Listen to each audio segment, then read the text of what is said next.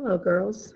Today we're going to look at actually section 5.4, not 6.4, rational exponents. So rational exponents kind of combine everything we love about math, meaning exponents and fractions. So I often refer to these as fractional exponents, not just the formal term rational exponents.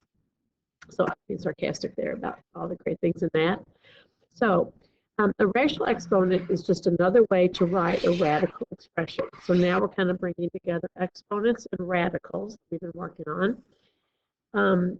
A rational exponent has a base, just like any exponent, which actually is the radicand of what was under a radical.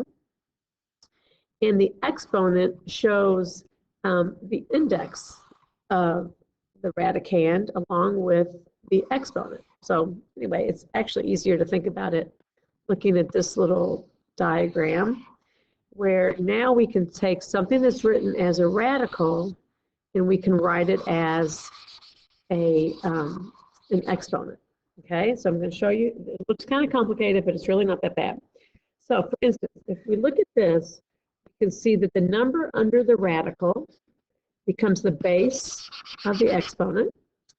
The power of what's under the radical becomes the numerator, and the index becomes the denominator, okay? So first we're just going to practice kind of going back and forth from a radical to an exponent, and from an exponent to a radical. For instance, if we look at this, square root of 25, right, even though it's not written, it actually has an exponent of 1. A power of 1, right? And it has an index of 2. So we could actually write this as 25 to the 1/2. And that means the same thing as square root of 25. Okay, if we looked at cube root of 27, again, it's not written, but we can assume there's an exponent of 1 here. We can rewrite that as 27 to the 1/3.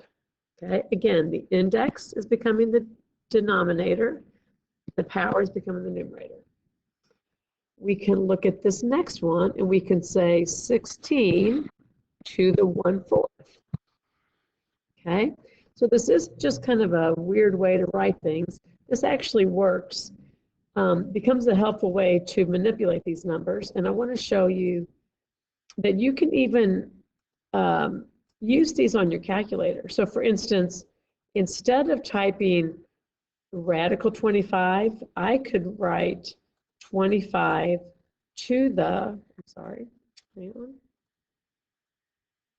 to the, with that little caret, 1/2 is my exponent, and it will tell me it's 5. For instance, instead of writing 27 to the cube root, like we had talked about having to go into the math function, instead of doing that, I could write 27 to the 1/3, and it will tell me it's cube root of 3. Okay, so these are just equivalent ways to write to express these values. So if we look down here, cube root of 5 to the 7th, I can rewrite as 5 to the 7/3. Cube root of 2 to the 4th, I could write as 2 to the 4/3. Excuse me. It works with variables. Cube root of a squared, I could write as a to the 2/3. Be careful when there's two values underneath. So let's look at this one. 4th root of 7 x to the 3rd. I could put parentheses around here and say 7 x to the 3rd taken to the 1/4. Or I could think about that as 7 to the 1/4 x to the 3/4. Okay? But what I would not want to do is just say 7x to the 3rd and just put that 4th root on the x. That would not be correct. Okay? I'll look down here. When I've already got parentheses, easiest way to do it is just keep those parentheses to the 5th and make that all to the 3rd 5 to the 5/3. Same thing here. I've already got parentheses. I'm going to keep them the way they are and just give that to the 4th root. So again, this way that 3/4 belongs to both the 7 and the x. Okay, so pretty simple, just rewriting back and forth from radicals to exponents. It also goes the other way. When we are given exponents, we use the same diagram to write it as radicals. So again, our base is going to go under the radical. The numerator is going to go as the power. The denominator is the index. So x to the 2/5 I can think of as the 5th root of x squared. Y to the 3/8 I can think of as the 8th root of y cubed. X to the 0.2, 2/10 is actually the same as 1/5. So I can think about this as the 5th root of x. 36 to the 1/2. Again, we know that that's going to end up being the square root of 36, right? I could write a 1 here and a little 2 out there, but we don't normally do that.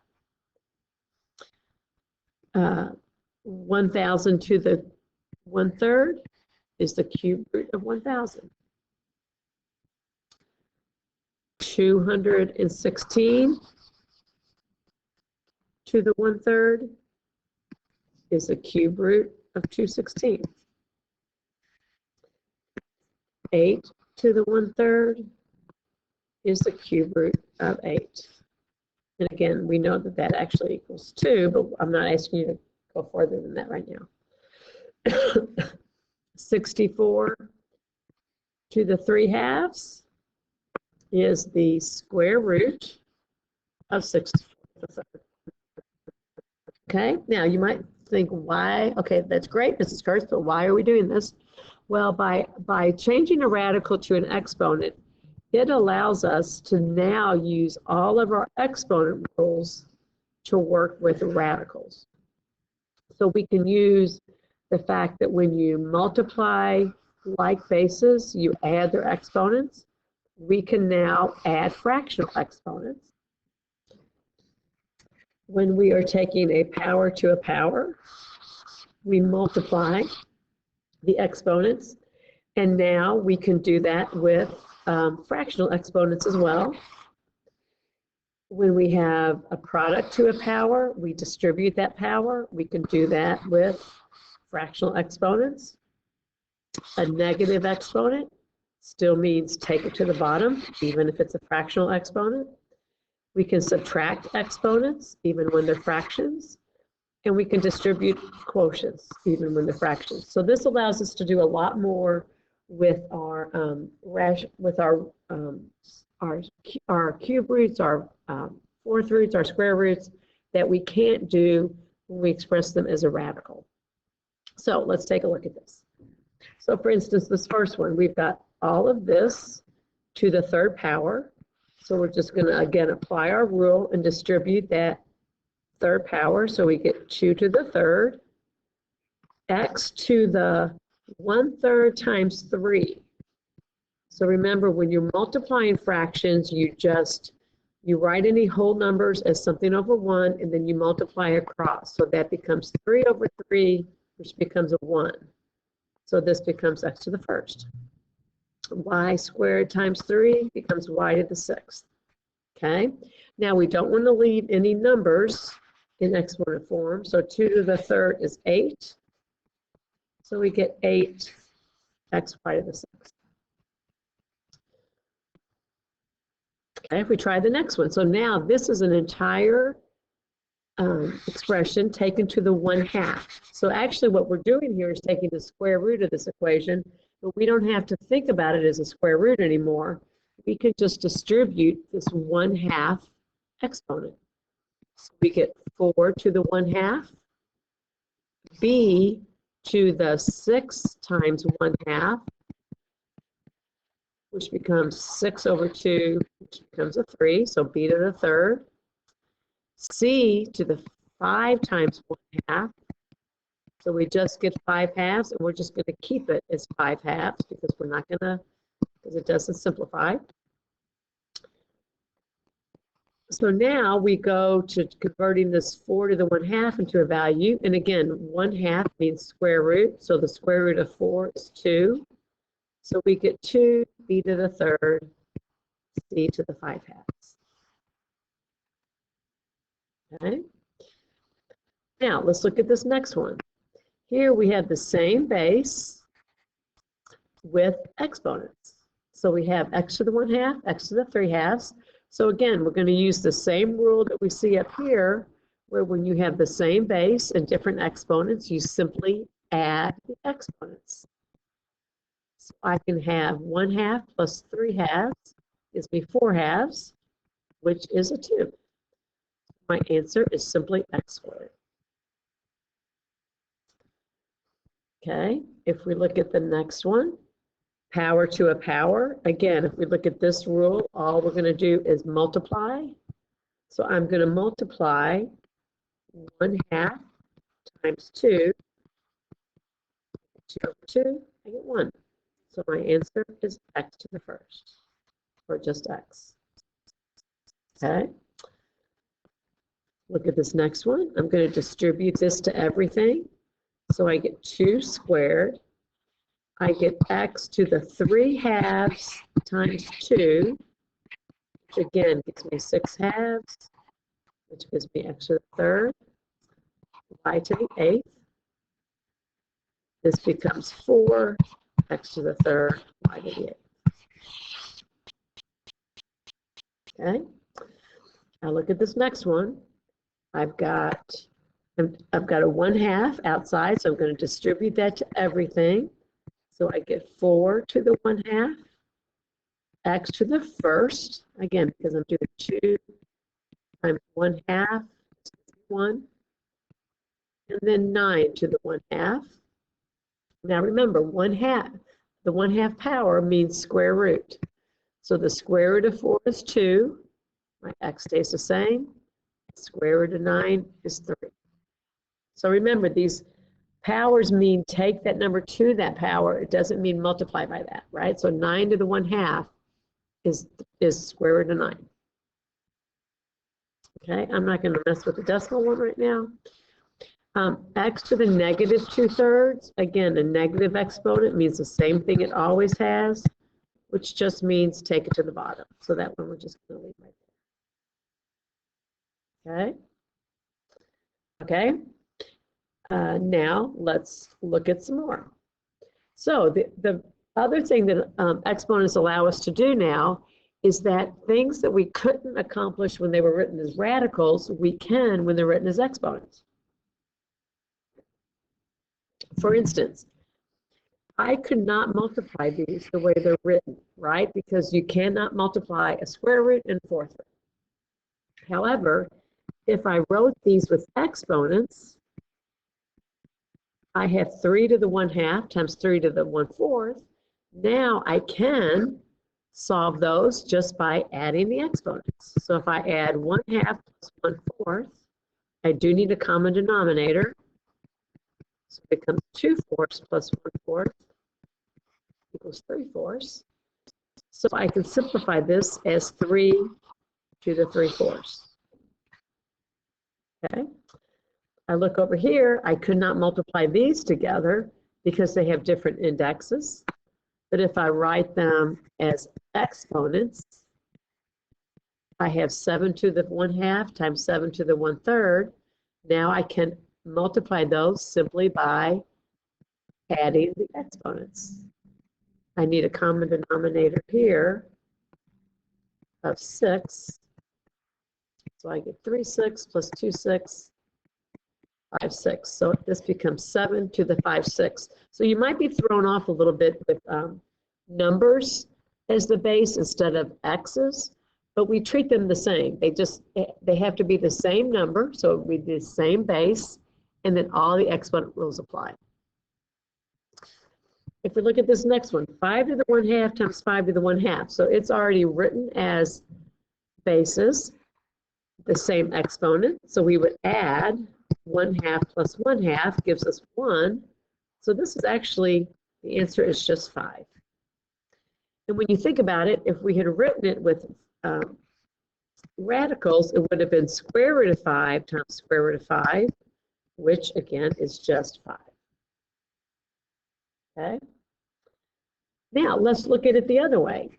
If we look at this, we could not, if we wrote, these are written with exponents, but they don't have the same base, right? So we cannot just add those exponents. We can't, that's not allowed, right? It has to be the same base. But if we rewrote this as radicals, we can multiply radicals as long as our index is the same. So this now kind of allows us to use the other method where we can make it one big radical. So 5 times 125 is actually 625. And now we can find the fourth root of 625. The fourth root of 625, and it is 5. Okay. All right. Now, last examples, let's look at some variables. So here, okay, so now, again, we cannot divide a square root and a cube root, but what we can do is rewrite these as x to the 3/2 and x to the 2/3. And now we can, they have the same base, it's a quotient, so we can subtract 3/2 minus 2/3. We need a common denominator. So that's going to be 9/2, let's see, multiply by 3, multiply by 2, 9, is that right? 2 times 3 is 6. Actually, this should be 4. So 9/6 minus 4/6 gives us 5/6. So our answer is x to the 5/6. Okay. Same thing over here. We cannot divide a fourth root and an eighth root, but if we wrote this as x to the 3/4 and x to the 2/8, then we can subtract them. However, this even gets easier. We can keep the 3/4. 2/8 is actually 1/4. So now we have 3/4 minus 1/4 gives us 2/4, which is 1/2. So our answer is x to the 1/2. Okay. Okay, now I know this is a little confusing. Okay, you guys probably have a lot of questions. And I'm sorry I'm not there today, but I do want you to try the homework. Let me kind of show you guys. Let's go to the homework and kind of relate the homework to the notes. Okay. Okay, so first, 4 through 6 and 7 through 9, this is just rewriting. So this is just like the first thing we did in our notes is rewriting from exponents, from radical form, exponents to radical form, and from radical form to exponents. Okay, so you're just rewriting. These, okay, this one you could put in your calculator if you like. This one was just like the last thing we did, where you want to just add the exponents. You've got a like base, so add those exponents to see what you get. And here you want to convert to radicals, just like we did in the last thing we did in our notes. Okay. These you can use your calculator for. And this is just like the last part of the notes that we just did, where you're going to subtract. Okay. And here you're going to add. Okay, so similar to our notes, it just doesn't quite go in line like we used to. Let's see, and so the rest, so then these last 6 are also similar to what we just did in the last part of our notes, okay? Okay, so like I said, do your best, talk to each other, help each other out, and we will go over this all next week. So I hope you guys have a great weekend. And again, give these a shot and work together if you need to. And I will see you all on Tuesday.